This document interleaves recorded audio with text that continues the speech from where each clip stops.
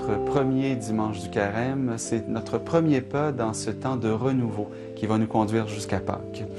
Un temps pour se refaire une beauté intérieure. On pourrait le prendre positivement comme ça. Le carême n'est plus, avec le temps, ce temps de pénitence, même s'il y a toujours cette dimension-là. C'est un temps de partage, un temps de prière aussi plus intense. Mais ce matin, la célébration va commencer de façon toute particulière. À ce moment-ci, à la paroisse Saint-Laurent de Carlsbad Springs, qui nous accueille ce matin, les gens sont accueillis avec l'imposition des cendres. Et on a choisi ce geste-là en geste d'accueil. La paroisse Saint-Laurent de Carlsbad Springs est située au carrefour des chemins Russell et de la 8e ligne, à une vingtaine de kilomètres à l'est d'Ottawa. C'est en 1850 qu'un petit village à l'est de la ville de Bytown est fondé. Il porte le nom de Eastman's Springs. Seulement 20 ans plus tard, Eastman Springs devient tellement populaire qu'on retrouve 2 hôtels, 2 magasins, une école, une tannerie, une fromagerie, une forge et un bureau de télégraphie. Au début du 20e siècle, le nom de Eastman Springs devient Carlsbad Springs, en l'honneur du fameux spa en Tchécoslovaquie, et on y vient pour boire de l'eau des sources et y prendre des bains. Aujourd'hui, Carlsbad Springs compte environ 2000 résidents et depuis la fusion des 12 municipalités de la région de la capitale fédérale, Carlsbad Springs est un secteur de la grande ville d'Ottawa. Depuis le début de l'année 2003, c'est le père Doris Laplante, qui est aussi chancelier du diocèse d'Ottawa.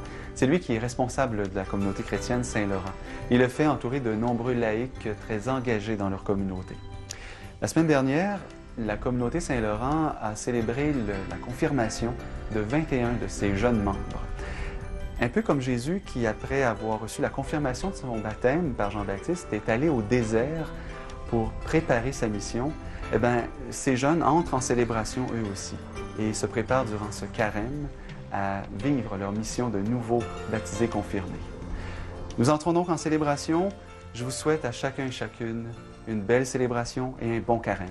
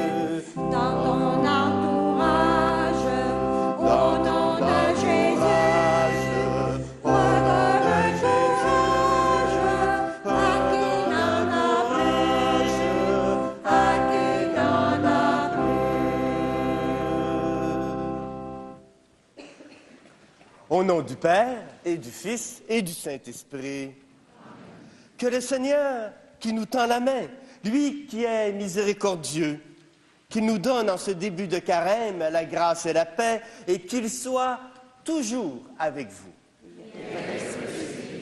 Bienvenue à vous tous pour cette célébration dominicale. Bienvenue particulière à tous ceux et celles qui se joignent à nous ce matin par l'entremise de la télévision.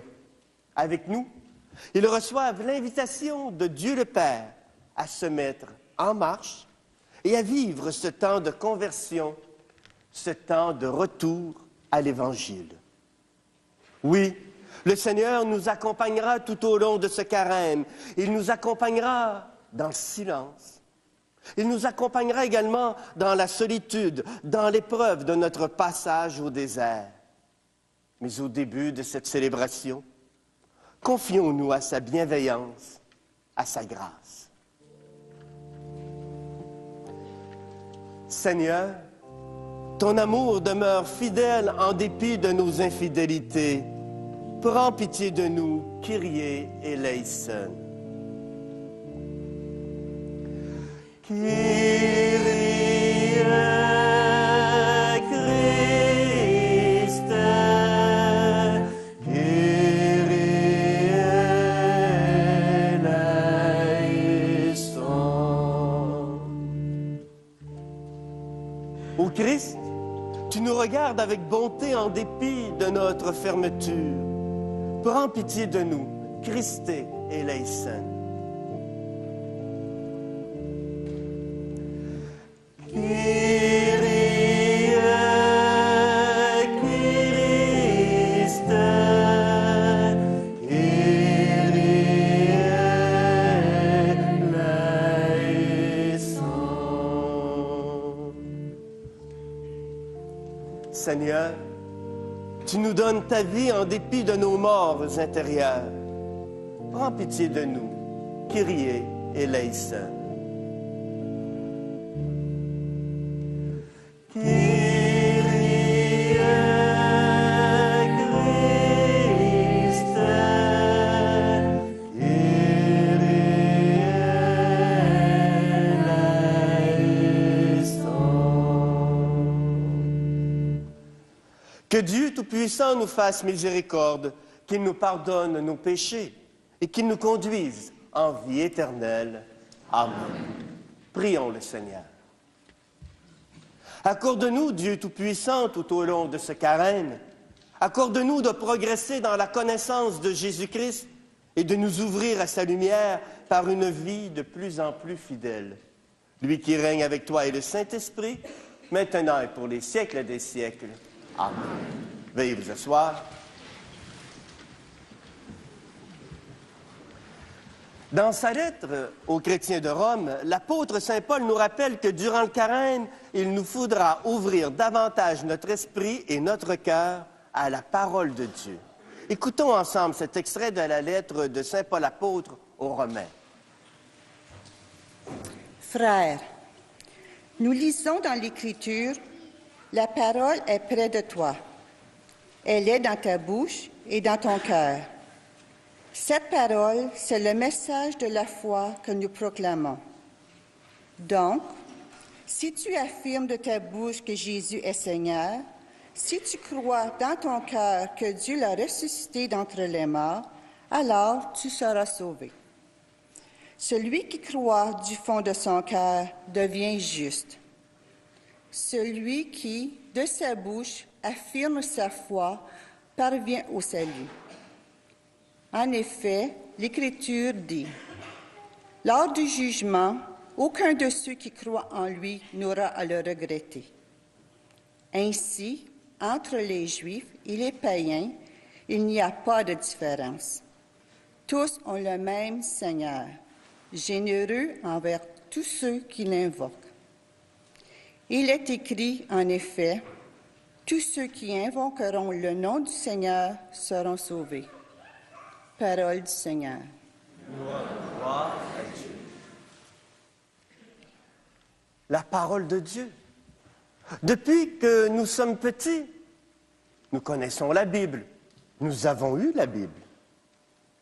Il y a la belle grosse Bible familiale avec ses images. Il y a les petites Bibles, entre autres celles que nous recevons à l'élémentaire en 4e année. Il y a la Bible, le lectionnaire, que nous apportons à tous les dimanches pour lire la parole de Dieu. Et depuis que je suis jeune, on me lit des extraits de la Bible.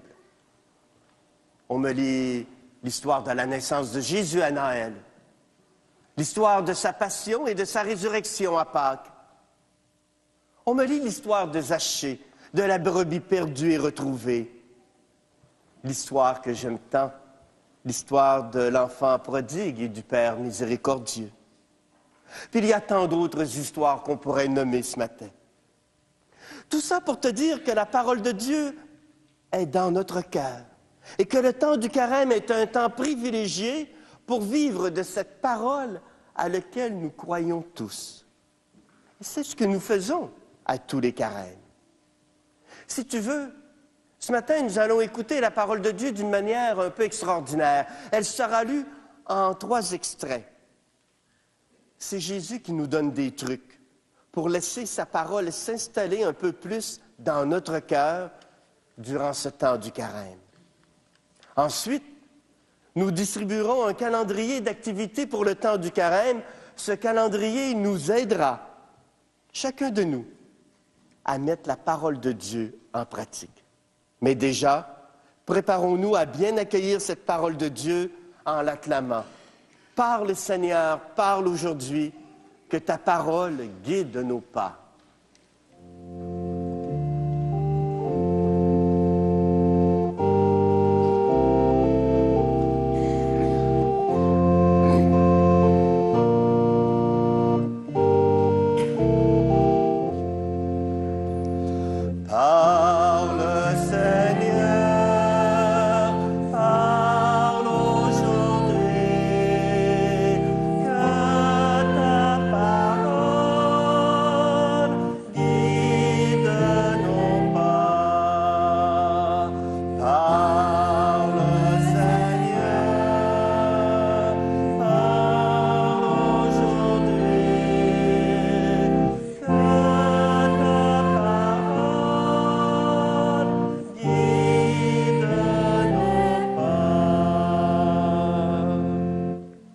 Et pour nous lire le premier extrait, j'invite Stéphanie à venir et à nous proclamer.